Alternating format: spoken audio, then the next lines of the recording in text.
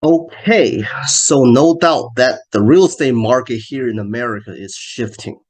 Homes are no longer selling in 2 days with 20 offers like we had before. And whenever you Google housing market, all you see are articles put out by media suggesting that we are in a real estate market crash. But are we? Well, let's talk about it today. Hello, everyone. This is Bojie from San Francisco Bay Area. Been selling real estate here in the Bay Area forever. Now, you as real estate consumers, like buyers or sellers, or real estate professionals like agents and lenders, are probably getting anxious by what's going on in the market. As more homes are staying on the market for much longer and we see more price drops happening throughout all markets nationwide, there's no doubt that we're no longer in this crazy seller market like we had not too long ago. However, are we in a major crash like we had back in 2008? Today, I'm going to share with you what has helped me navigating these different micro or major market shifts over the years that I'm hoping to serve you making better decisions. Now, let's get into it. Now, let's look at the Redfin data center. I like to use Redfin data center because it has some pretty complete data sets and you can look into any US metropolitan data. So it doesn't matter which market you're in or which market you're looking to invest. Redfin data center provides data that consumers can have access to without having to go through the MLS. So for the purpose of this video, which is more of an educational, informational sharing video. Redfin Data Center, in my opinion, is something that anybody can have access to, and it makes a great examples. So first thing that we look at is median sale price, and we're using San Jose, which is my local market, in comparison with the national average, which is this brown line down at the bottom. So the median sale price, we go back from 2013, 2012, all the way up till July this year. The August data hasn't come out yet, but you can see the overall uptrend. And from the beginning of 2012, we were just coming out of the 2008 recession. So the home prices were going up. Um, a lot of it had to do with inflations at that time due to the government's trying to save the economies. And then somewhere around 2019, 18, that was when, the market went up and then went down because at that time we had a interest rate increase that caused the market to temporarily drop from the beginning of the 2018 till the beginning of 2019. And then this is when the pandemic took place, right around at the beginning of 2020.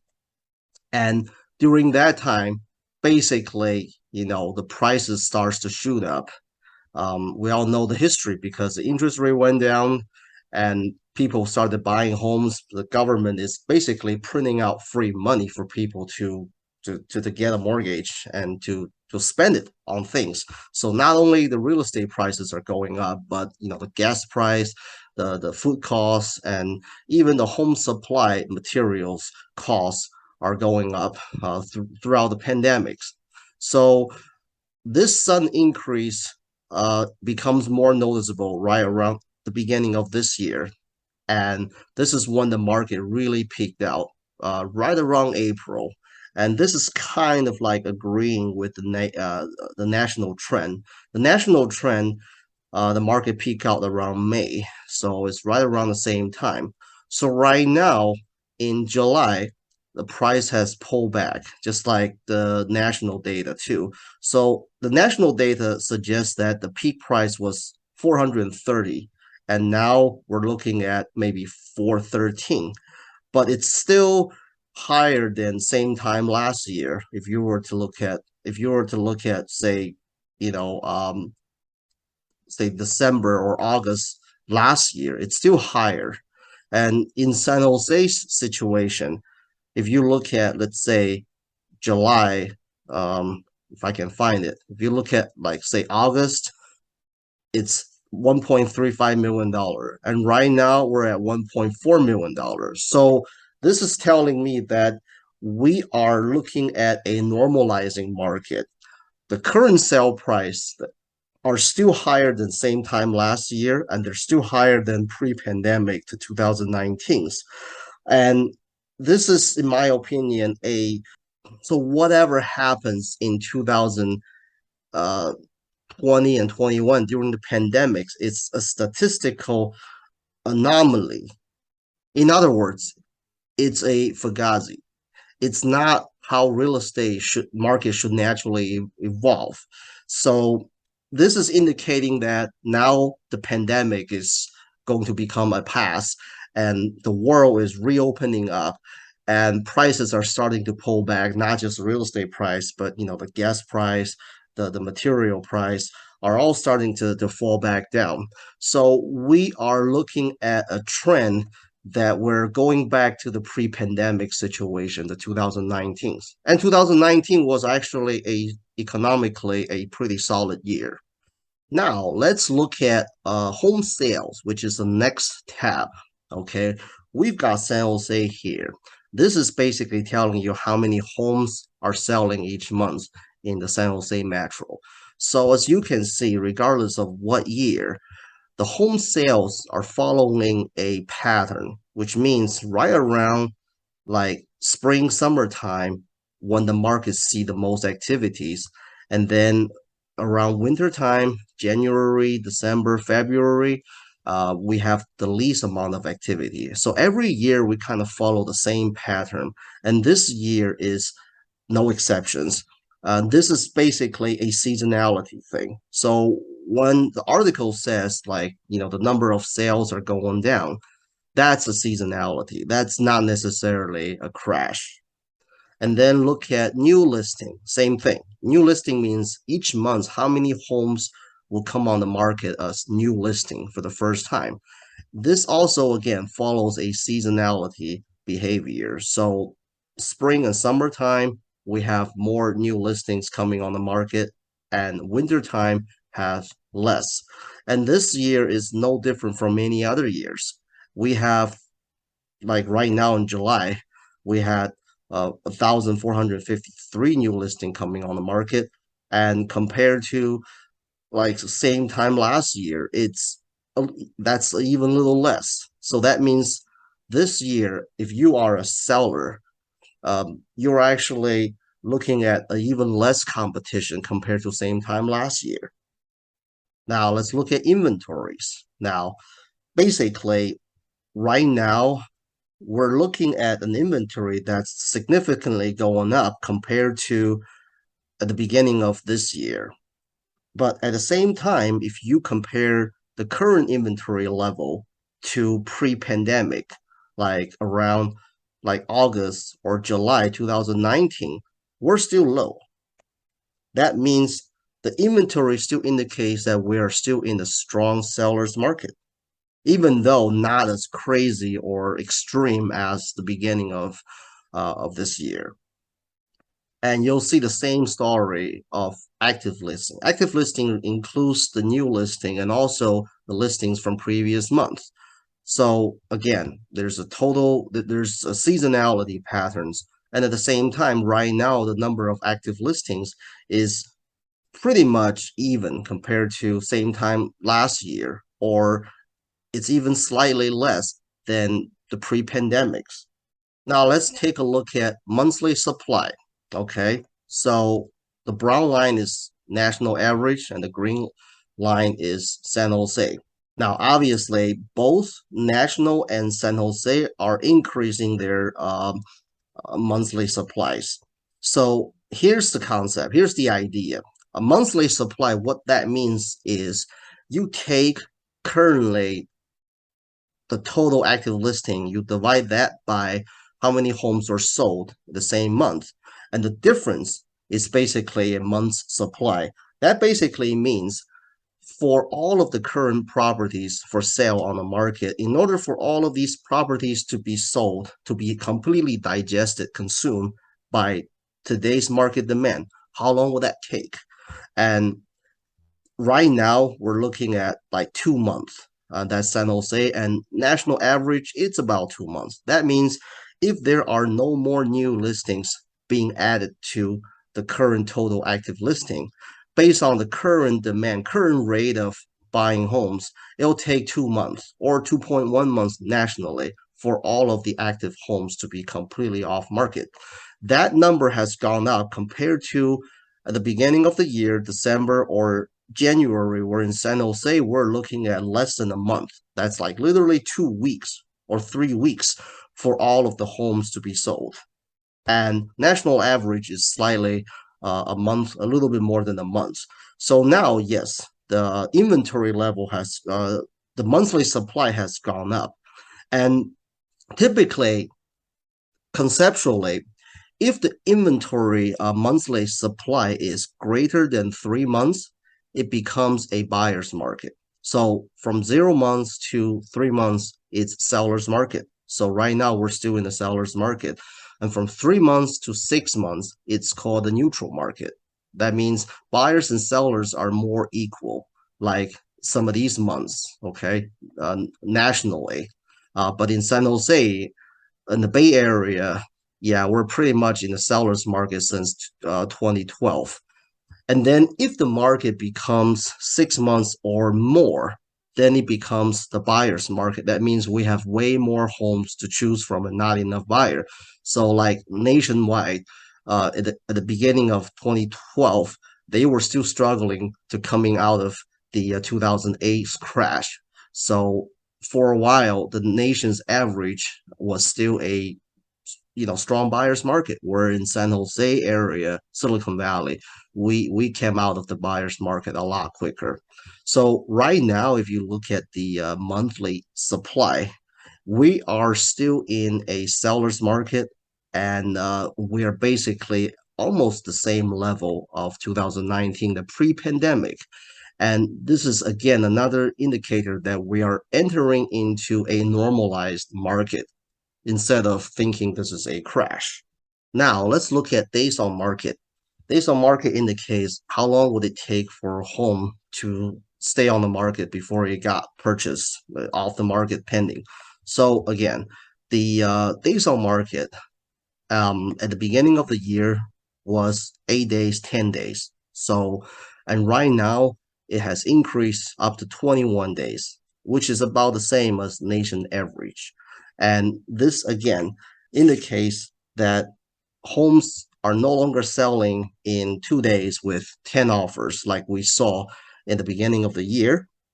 And it might take 20 days to sell. And we might be going into a territory where it might take 30 days to 60 days to sell. But that is still a seller or a neutral market.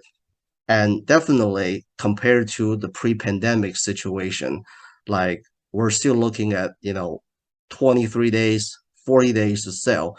This is far from being crashed. Now let's look at price drop, okay? Price drop means how many homes have dropped their price each month. So we have a nationwide data and also in San Jose right around the beginning of the year, almost every home sells. No property, almost no property needed to drop their price to adjust their price. So as you can see at the beginning of the year, we're looking at like 5%, 6%. And then right now, these two numbers increases. So nationally, we're looking at like 21% of the home had to drop their price. Where in San Jose, we're looking at 40% of the homes have to drop price. And the reasons could be, I mean, we are in a much more expensive market compared to nationally. So if we're looking at $1 million home and we are dropping prices, we're not dropping like a couple $100 or a couple $1,000. That's insignificant. Where at the national data, you could drop $5,000 or $10,000, and that makes it a significant difference. But here we're looking at 50 grand to hundreds of thousands of dollars of price drop. And at the same time, a lot of sellers are still, and the agents are still expecting the property to sell you know, at the pandemic price. So therefore, we have a lot more like situations where the sellers and agents still wanted to try the price that happened during the pandemic, and then later on realizing that today's market, this price is not going to happen, so they decided to drop the price. So this explains why we have a lot more price dropped compared to nation's average off market within 2 weeks. This indicates how many homes gets sold within 2 weeks. So that number was significantly high back in the beginning of the year. Nationwide is 60% of the homes get sold within 2 weeks.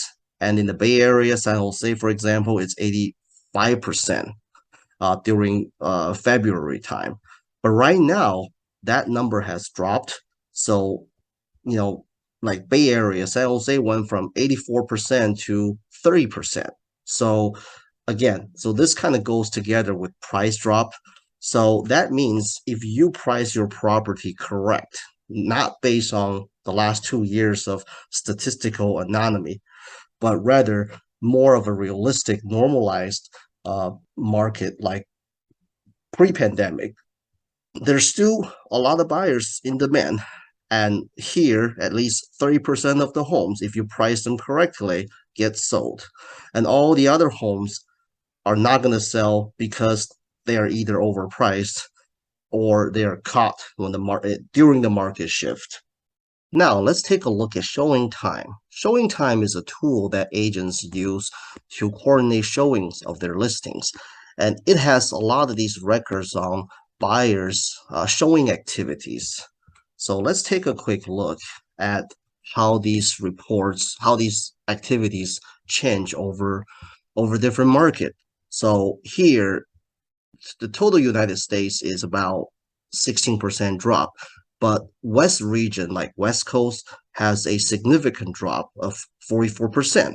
A lot of it could be because the home prices in the West Coast are genuinely much, much higher than the East Coast or the South region. And so let's take a look at the showings. So right now we're probably looking at again, the West regions we have more dropped compared to nation's average, and so right now we're looking at pretty much like going back to the pre-pandemic, the 2019 showings. Now let's take a look at the historical mortgage rates, okay, from the 70s to now. So let's see. So this is the mortgage interest rates trend from 1972 until now. As you can see, okay, like the historical high is in the 80s, where double digit, where like let's talk about the most recent years. Now, pre-pandemic, the 2006, 2005, like we're looking at almost 6%, like 5.8. And then we had the crash, 2007, 2008 crash. And then after the crash, of course, this crash is not just real estate. We started in the real estate, but then it caused a lot of unemployment. It caused the US economies to be in serious trouble. And what did they do? In order to save the economies, they not only print out a lot of money, but they also lower the interest rate, right? That's very similar to what the government did for the pandemics. So since 2012, the rates had been historically low. Compared to the historical average, it's more like at the 6, 7%. Since 2012, we were looking at below 4%. That went on for a while until 2017, 2018. The government, I mean, looking at the trend, originally it was supposed to raise the interest rate and it was supposed to continue to go up and then continue to go up. But unfortunately, in 2018, 2019, we hit the pandemic.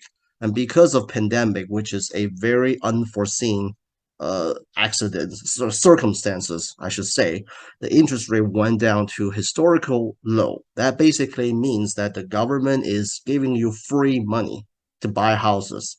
And guess what people do? People take the free money and then they are increasing their expenses, their consumer power. So, this downward interest rate continues for 3 more years until right now the government basically says, okay, enough is enough. Now we need to raise the interest rate. So right now we're looking at an average of, this should have been like, 5.5%. So this chart is not all up to date. But even if you're looking at a 5% or 6%, that is still basically a normal interest rate based on the last 30 years of rate trend. So if you complain that the interest rate is so high, I should say we're actually looking at a very normalized market right now because it's still below the historical average. So based on all these data, all these informations, what I'm getting at is that right now it's too early to say that we're already crashed. Now, in my opinion, we're basically going back to a more normalized market, like the 2019s, 2018s, 2017s, where homes are still selling at a good price if you price them well. It's just that in the last 2 years of what happened in the real estate market, that is not real. That is not normal. And that has already passed us. And we're not going back to that world anymore. So the trend indicates that everything is heading back to normal. So are the home prices. And we may stay that way for a long time, 5 years, 10 years, who knows? Unless we have another unforeseen disasters such as the pandemic taking place again in the future, then that's going to call for a very not normal market. But until then, who knows? Bottom line is if you are a seller, you're looking to sell in today's market, you need to price your home properly and set the right expectations, not based on what had happened in the last 2 years during the pandemics, because that is a statistical anomaly. All right, that's all for the day, and I hope you guys got some good values out of it. And if you have any comments or questions, and feel free to comment down below, or if you would like to have a conversation with me about real estate in general in the Bay Area, I'd be happy to do that too. All right, that's it, and I'll see you guys in a future video.